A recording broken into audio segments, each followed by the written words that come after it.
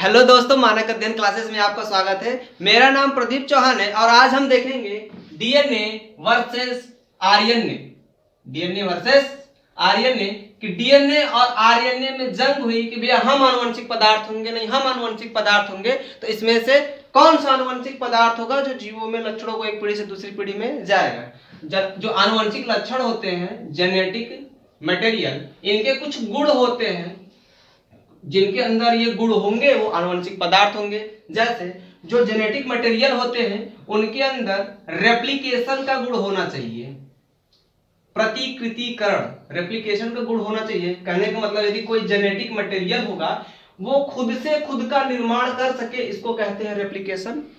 तो जो genetic material होगा उसके अंदर रेप्लिकेशन का गुण होना चाहिए, ये पहला कैरेक्टर। दूसरा कैरेक्टर ये है कि जो जेनेटिक मटेरियल होता है वो लक्षणों को एक पीढ़ी से दूसरी पीढ़ी में ले जाता है। वो लक्षणों को एक जनरेशन से सेकंड जनरेशन तक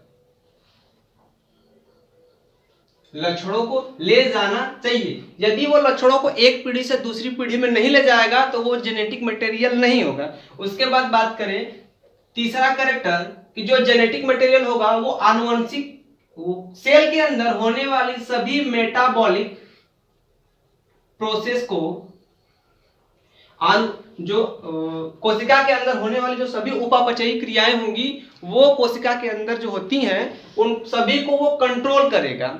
जो जेनेटिक मटेरियल होगा वो रेप्लिकेशन का गुण रखेगा, खुद से खुद का निर्माण करेगा, वो लक्षणों को एक पीढ़ी से दूसरी पीढ़ी में ले जाएगा।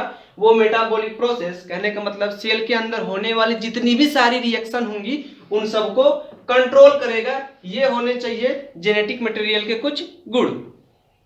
ठीक है, अब देख लेते हैं कि डीएनए और आरएनए में से कौन जेनेटिक मटेरियल होता है।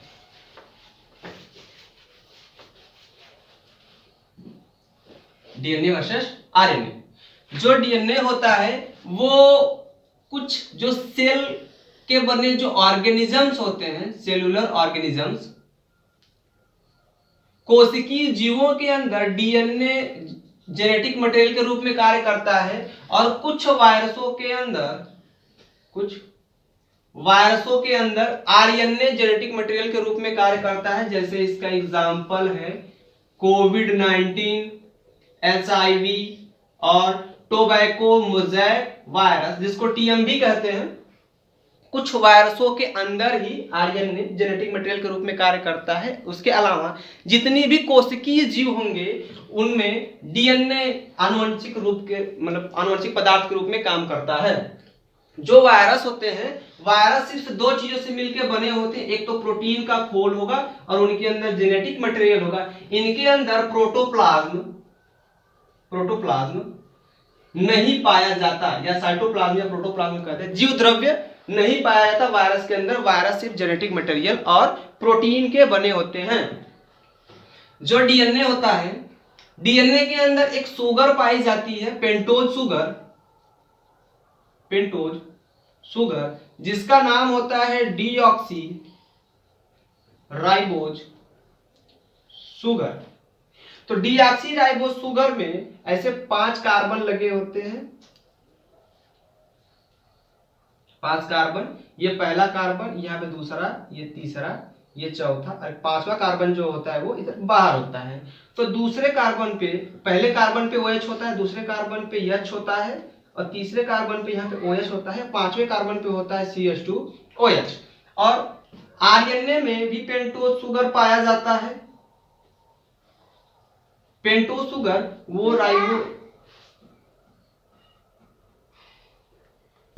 राइबोज शुगर पाया जाता है। राइबोज शुगर का स्ट्रक्चर देखें तो यहाँ पहले कार्बन पे OH, यहाँ पे H, यहाँ पे OH, दूसरा कार्बन ये, पहला कार्बन ये, तीसरा कार्बन ये, चौथा कार्बन ये, बाहर निकला होता है 5वां कार्बन। अब 5वें कार्बन पे जुड़ा होता है OH और दूसरे कार्बन पे OH, तीसरे कार्बन पे यहाँ पे बाहर OH, ऐसे जुड़ा होता है। तो जो राइबोज शुगर होता है उसके दूसरे कार्बन पे OH प्रेजेंट होता है और जो डीऑक्सीराइबोज शुगर होता है इसके दूसरे कार्बन पे सिर्फ H प्रेजेंट होता है। राइबोज शुगर में, डीऑक्सीराइबोज शुगर में 1, 2, 3, 3 OH प्रेजेंट होते हैं, और जबकि राइबोज शुगर में 1 2 3 4 OH प्रेजेंट होते हैं। तो राइबोज शुगर में 1 OH ज्यादा होने से जो राइबोज शुगर के वजह से जो आरएनए होता है ये कम स्टेबल होता है, जबकि डीएनए ज्यादा स्टेबल होता है आरएनए की तुलना में। इसी वजह से कोरोना वायरस जो है, जिसको कोविड-19 कहते हैं, कोविड-19 के अंदर जो जेनेटिक मटेरियल होता है वो आरएनए होता है, और आरएनए के अंदर एक OH की मात्रा ज्यादा होने से ये कम स्टेबल होता है और अलग अलग केमिकल रिएक्शन करके अपने में उत्परिवर्तन करके उत्परिवर्तन कहने का मतलब कोई जेनेटिक मटेरियल जिसके अंदर अचानक से कोई परिवर्तन आ जाए उसको उत्परिवर्तन कहते हैं। तो जो कोरोना वायरस है उसके अंदर का जो जेनेटिक मटेरियल आरएनए है उसमें उत्परिवर्तन तेजी से होता है, उसमें बदलाव तेजी से होता है। इस वजह से समय समय पर कोरोना वायरस का स्ट्रेन, मतलब अलग अलग स्ट्रेन, नया नया कोरोना वायरस आता है। जबकि जो डीएनए होता है, डीएनए के अंदर OH कम होने की वजह से डीएनए ज्यादा स्टेबल होता है आरएनए की तुलना में। इसका स्क्रीनशॉट ले लीजिए, ठीक है।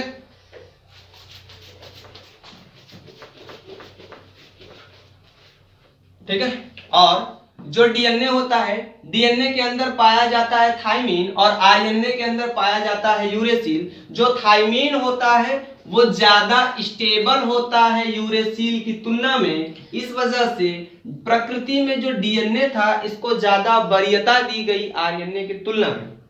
जो यूरेसिल होता है ये कम स्टेबल होता है। जो डीएनए होता है ये एंजाइम के रूप में नहीं पाए जाते, जबकि जो आरएनए होते हैं ये एंजाइम के रूप में पाए जाते हैं, और एंजाइम के रूप में जो पाए जाएंगे वो कम स्टेबल होते हैं और डीएनए ज्यादा स्टेबल होता है। ठीक है, तो ये कुछ थे डीएनए और आरएनए के वर्सेस में, कि डीएनए आरएनए की तुलना में कई लक्षणों की वजह से ज्यादा स्टेबल होता है, जबकि आरएनए कम स्टेबल होता है। इसी वजह से जब प्रकृति में जीवों का निर्माण हुआ तो जीवों को निर्माण के समय सबसे पहले जो जेनेटिक मटेरियल बना वो आरएनए बना, लेकिन ये कम स्टेबल होने की वजह से प्रकृति ने इसको कम वरीयता दिया और डीएनए को ज्यादा वरीयता दिया। इस वजह से डीएनए जेनेटिक अधिकतर जीवों में जेनेटिक मटेरियल के रूप में कार्य करता है और आरएनए जेनेटिक मटेरियल के रूप में कार्य नहीं करता है। जो डीएनए होता है ये प्रोटीन के निर्माण में आरएनए का निर्माण करता है, और आरएनए कम स्टेबल होता है, वो कुछ पर्टिकुलर सेल के अंदर ही सीमित रह जाता है, जिस सेल के अंदर बनेगा उसी सेल के अंदर सीमित रह जाता है। लेकिन जो डीएनए होता है ये लक्षणों को एक पीढ़ी से दूसरी पीढ़ी में ले जाता है। ठीक है, तो इसका स्क्रीनशॉट ले लीजिए। तो फिर इसके बाद हम समझते हैं डीएनए का महत्व। समझ लेते हैं डीएनए का महत्व, डीएनए का क्या महत्व है। तो जो डीएनए होता है वो कोशिका के अंदर, डीएनए जो कोशिका के अंदर पाया जाता है, तो डीएनए से बनता है आरएनए और आरएनए से निर्माण होता है प्रोटीन का।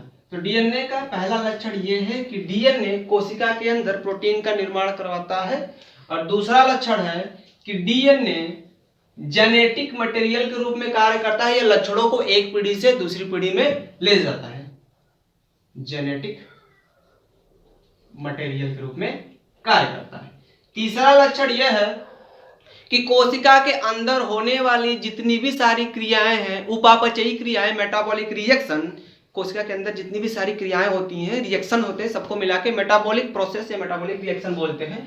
तो जो भी मेटाबॉलिक प्रोसेस होती है सेल के अंदर, मेटाबॉलिक प्रोसेस जो होती है सेल के अंदर, सभी मेटाबॉलिक सेल के अंदर ये जो प्रोसेस होती है इसको कंट्रोल करता है। सेल का गार्जियन है, मालिक है, कंट्रोल करता है कोशिका के अंदर होने वाली सभी क्रियाओं को। 3 लक्षण ये हुए। चौथा लक्षण ये है कि डीएनए सबसे ज्यादा स्टेबल मॉलिक्यूल है। आरएनए की तुलना में डीएनए सबसे ज्यादा स्टेबल मॉलिक्यूल होता है। इससे होता है कि डीएनए स्टेबल मॉलिक्यूल होगा तो इससे इसमें म्यूटेशन की जो क्षमता होती है वो कम होती है कि डीएनए तेजी से बदलते नहीं हैं। कुछ लंबे समय तक या किसी जीव के अंदर डीएनए चले गए हैं तो उसके पूरे जीवन भर डीएनए की स्ट्रक्चर में परिवर्तन नहीं आता है, लेकिन जो आरएनए होते हैं उनमें म्यूटेशन जल्दी जल्दी हो जाता है, उत्परिवर्तन कहते हैं, जल्दी जल्दी हो जाता है, तो वो जल्दी जल्दी बदल जाते हैं और नए नए तरह के वायरसों के अंदर पाया था जेनेटिक मटेरियल के रूप में। तो जल्दी जल्दी वायरसों का जो रूप होता है वो चेंज हो जाता है, जिनको अलग अलग तरह के स्टेन नाम दिया। तो ये है म्यूटेशन। ये 4 मेनली महत्व है डीएनए के। डीएनए जेनेटिक मटेरियल के रूप में काम करता है। डीएनए आरएनए बनाकर फिर प्रोटीन का निर्माण करवाता है जो मेटाबॉलिक प्रोसेस कोशिका के अंदर सभी को कंट्रोल करता है। डीएनए स्टेबल मॉलिक्यूल होता है, इस वजह से इसके अंदर उत्परिवर्तन या म्यूटेशन कम होता है। ठीक है, एक छोटा सा टर्म है जिसको कहते हैं डीनेचुरेशन, डीनेचुरेशन एंड रीनेचुरेशन। छोटे छोटे टर्म है। डीनेचुरेशन और रीनेचुरेशन होता क्या है कि जब कोई डीएनए का स्टैंड हो, डीएनए के जो दोनों स्टैंड है डीएनए हो, ये आपस में हाइड्रोजन बॉन्ड के द्वारा जुड़े होते हैं। तो जब इस डीएनए को या तो हीट कर दिया जाए, गर्म कर दिया जाए, या किसी अम्ल में डाल दिया जाए, या किसी क्षार में डाल दिया जाए, एसिड या बेस में डाल दिया जाए, तो ये दोनों डीएनए के जो स्टैंड के बीच में जो ये हाइड्रोजन बॉन्डिंग होती है ये टूट जाती है। ये डीएनए का एक स्टैंड अलग हो जाएगा, ये डीएनए का एक स्टैंड अलग हो जाएगा। तो डीएनए के उनके हाइड्रोजन बॉन्डिंग को टूटने को बोलते हैं डीनेचुरेशन। और फिर इस डीएनए को इसी तरह छोड़ दिया जाए ठंडा होने के लिए, फिर ये ठंडा होकर के फिर से डीएनए का स्टैंड बना लेगा, उन दोनों स्टैंड के बीच में हाइड्रोजन बॉन्डिंग हो जाएगी, इसको कहते हैं रीनेचुरेशन। तो ठीक है, आज के लिए बस इतना ही। अगले नेक्स्ट वीडियो में हम समझेंगे कि डीएनए का रेप्लिकेशन कैसे होता है। ठीक है, धन्यवाद।